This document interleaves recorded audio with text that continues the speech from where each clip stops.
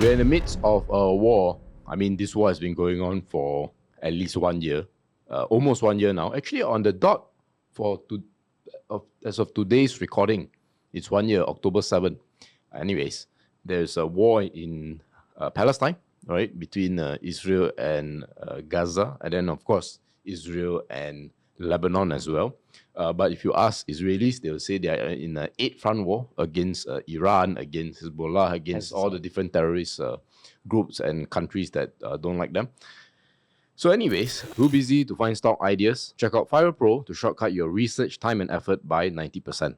10% off, link in the comments and description.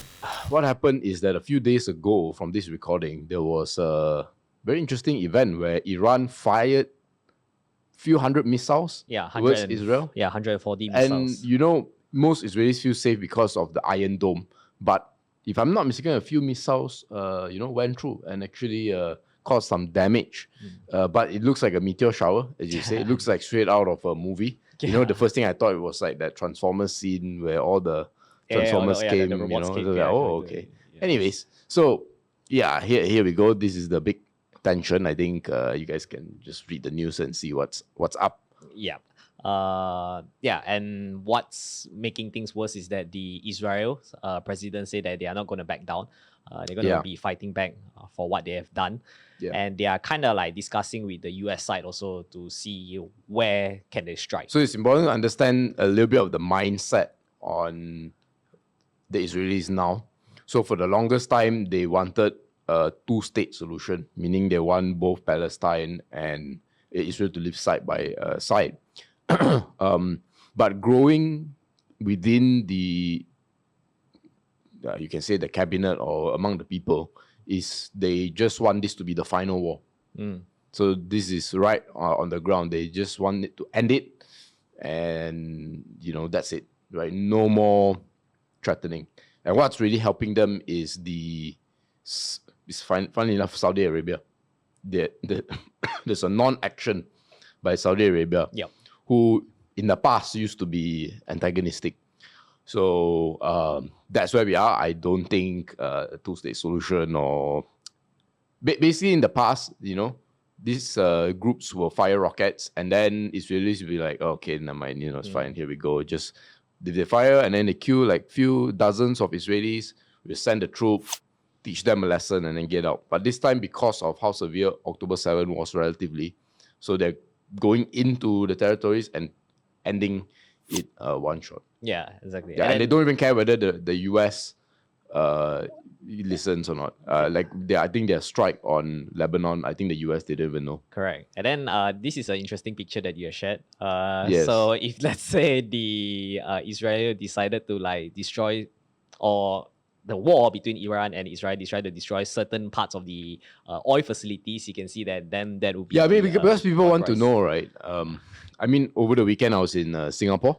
So I met a corporate banker, and then I asked him what he does. He raised bonds and all that for oil and gas companies, and he does some auditing for oil and gas companies. So I told him, so indirectly you will benefit, right, from a war, right? So it's like, where is oil going to? I think no one really knows, but someone came out with this image, right, to show, hey, roughly this is what it will look like.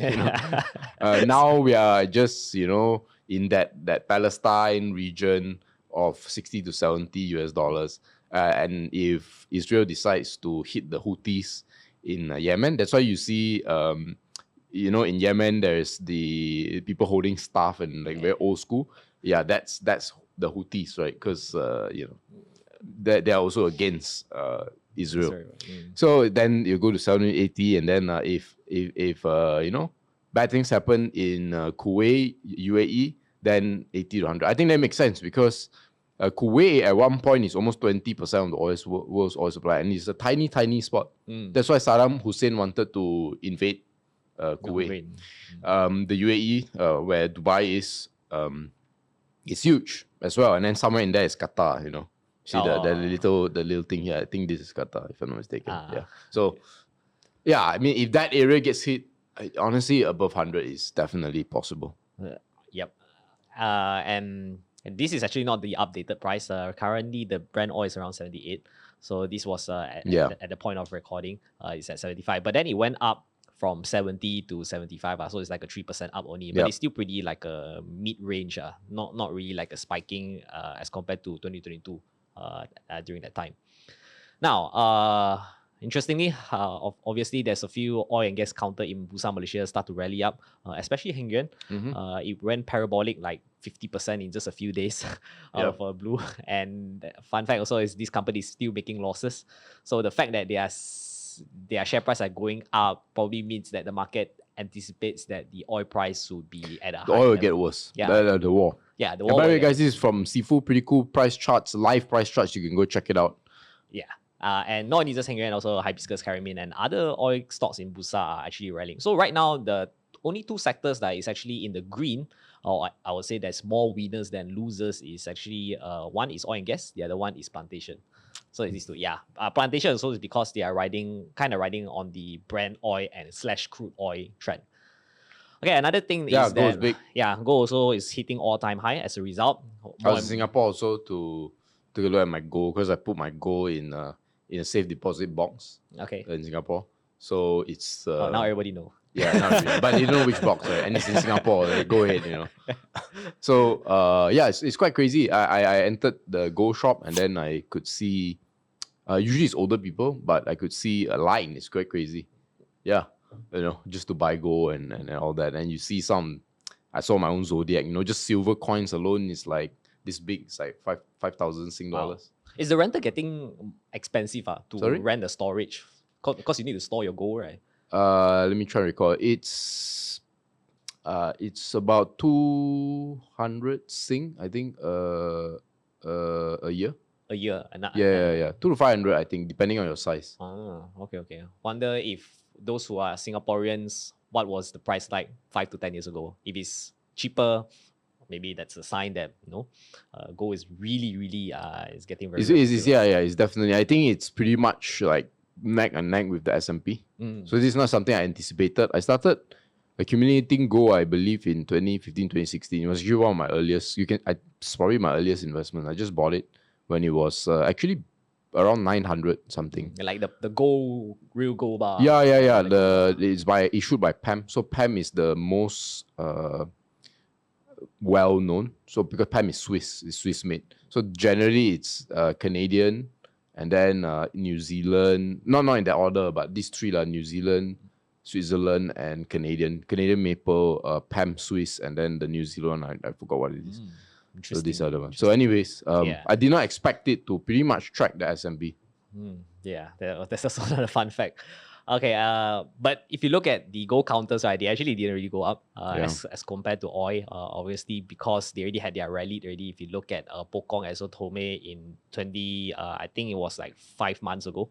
So that was when it was at the oil price, the gold price was at its all-time high. Yeah, I mean, the stocks usually, you can say, move faster than the gold price. You can even say that. Yep. Because people kind of know and people anticipate. You know, like the Singapore Central Bank's buying gold. Yeah. China themselves are also buying gold. Yeah, I mean, I wouldn't call it de-dollarization so dramatic, but you can see they are diversifying their assets into some of these assets. But interestingly, the Papa Jack is like going down. This is another company that is doing pawnbroking. You kind of like expecting pawnbroking business will kind of like be better because gold price increase. They will very likely to refinance their loan for more amount for their gold, right? So don't know, there's like an inverse trend between the gold prices and also pawnbroking companies. So maybe that is something that you may want to check out if you are interested in that. Okay, if you didn't know, we actually did a few of these war content. Yeah. So this is actually the KLCI's index and then in correlation to our video that we posted during that time. So you can see that the first one, Iran versus Israel, which is 5 months ago. How is it reverse? The picture will be reversed. Sorry. Yeah, so how to prepare World War III was last 1 year ago, right? Yes, correct. Almost 1 year ago. And then Iran versus Israel. This was, I think, when the Israelis killed one of their generals. Yeah. I forgot his name, but it was like a pretty top general. Anyways, I forgot, was it a aircraft, yeah, or it was it was like like a an airstrike or strikes? something. Yeah. But you can see that even though the war is happening, right, the KLCI actually just like, it was just doing its thing lah. I mean, 1 year, if you compare 1 year ago, it's like up 15% already. Yeah. So it kind of tells you that maybe this Middle East war has really nothing to do with our Malaysia's stock market, because I mean, we are just doing it's just business as usual for us. Yeah, we're still going riding the data set, the trend. But at the moment, right now, we are seeing some sort of benefit, because oil price was tanking, right? Initially, everybody thought that, you know, oil is going to go $50 to $60 per barrel because of the OPEC want to like increase production, and then they all just want to get more market share. Yeah, it's quite historic, honestly, this IBM KLCI. I think since the 90s, both the ringgit and the stock market has grown so much.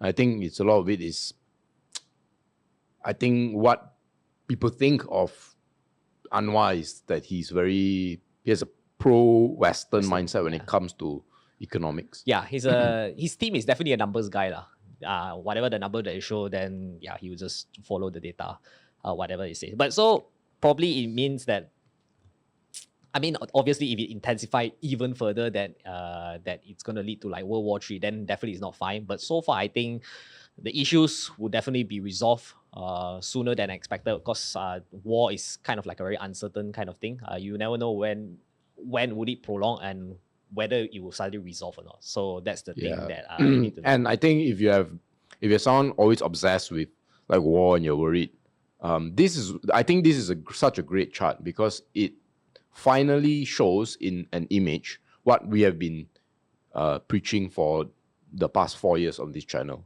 And that is that there has been so much uncertainty in the market. You know, when we started, it was COVID, and then before you know it, it was interest rates increasing, and then after that, every year there's something, right, to complain about.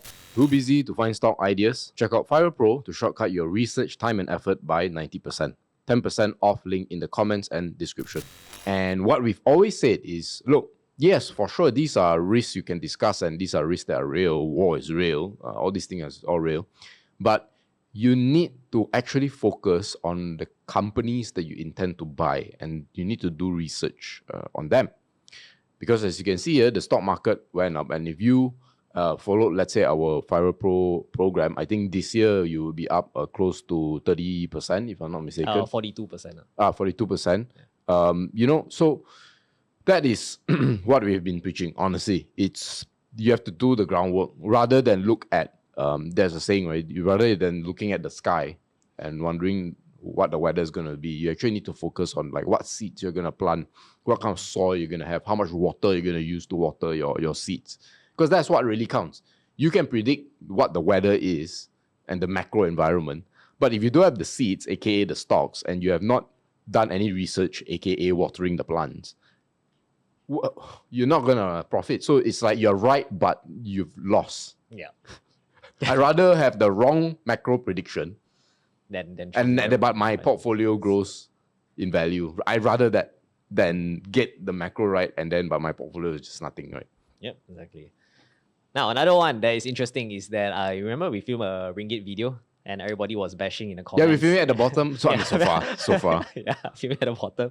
And then, true enough, it didn't strengthen further. But yeah, obviously, this one we didn't anticipate, because suddenly there's like a war, right? Yeah, we didn't know, obviously. Yeah. So, yeah, this is just to share it out only. Yeah, I mean, we'll see like in the next 6 months, 12 months. And by the way, it's not our view actually that a lot of people forgot and they don't understand that video. It's not actually our view that the ringgit won't continue to strengthen.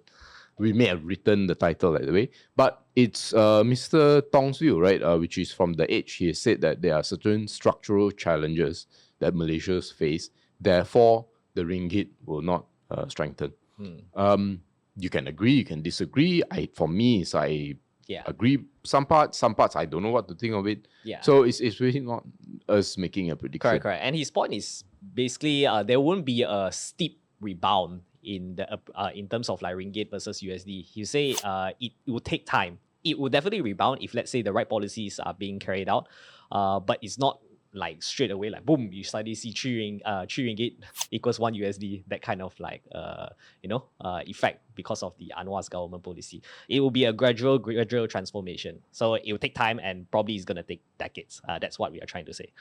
Okay, so obviously there's a few key questions that we have is when will the war end? Right now things are getting heated up. Obviously, we know that Israel is gonna hit the Iran's oil facility. We just don't know which part of it they're gonna be hitting. So it's not gonna end pretty soon. Probably it's gonna be prolonging for a few times until I would say either one of the party decided to concede, like to say, you know what, let's stop. Yeah, I mean, honestly, my view is whatever side you are on, the question is what's likely to happen, not what you want to happen. And what's likely to happen, honestly, is right now, and it's really victory, because there's really no challenge, right? You guys follow the news, you know that they have this whole, they have this strategy to create a fake company using a Taiwanese name to sell pages to Hezbollah. And then they plan this years in advance. And I just found out that that pager company is actually profitable. they actually use it for war, but they actually make money out of it. So win for them. how are you going to do that? And what is very interesting is if you look at the Egypt Gaza border, they have very long walls, right? Egypt doesn't want to take in any refugees. Saudi Arabia banned people from carrying the Palestinian flag in the Kaaba, right, which is the in Mecca, right, which is a holy site. You can see a big part of the Arab, North American, North African world. They just don't want to get involved, right? The only one that wants to get involved is pretty much Iran. And how there's a US warship, either warship or aircraft carrier just off the coast of Israel, just waiting. If Iran really strikes, the US is there ready. So Israel will continue doing what they do. So no one knows when it will end, but Israel wants it to end. As I said, they want this to be the final war, and that's it. So I think they're going to occupy even more. I think they're going to be even more aggressive because they want to speed up the end of the war. Yeah. So if it continues, what will happen? Obviously, we want things to quickly be resolved. Best if, let's say, it doesn't take into another level, like nuclear will suddenly pop up. Hopefully that's not the case. But if, let's say, it does continue, I mean, if as you can see from the chart, right, from the KLCI index, it's just business as usual for us. What it just means is that probably it will benefit Petronas because oil price is going up. The only thing is that there's no shock to this. Like if Israel wins, it's not shock. Yeah. So I don't know whether the market will move, how people will think it will move. Like there's like a big spike in oil, things like that, honestly. Yeah. But the question is, if or when Israel wins, what next? Are they going to manage Lebanon? Are they going to, like, how are they going to do it? I think that will probably create new problems as well. So it depends, who knows what is going to happen. Yeah, and the final question is what to do as an investor. Well, you already explained already. Focus on the companies that are making money instead of just focusing on the war and focusing on the Mac. And do you know how you can find these companies?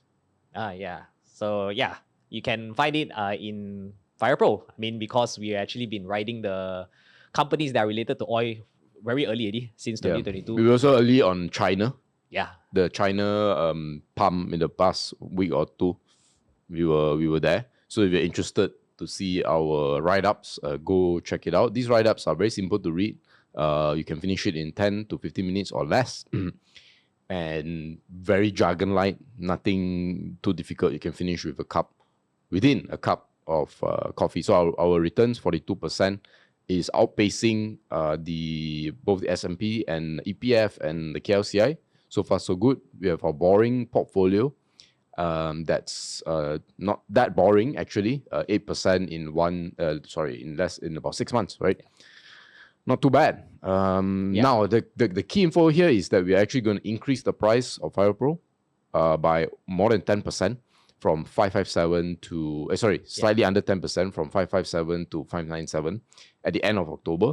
So if you want to grab hold of the old price, which is 557, this is your chance. And of course, the link which you can click and to make a purchase in the comment section or description has a 10% coupon code which you can put in, and then you get a nice $57 55 odd US dollars off.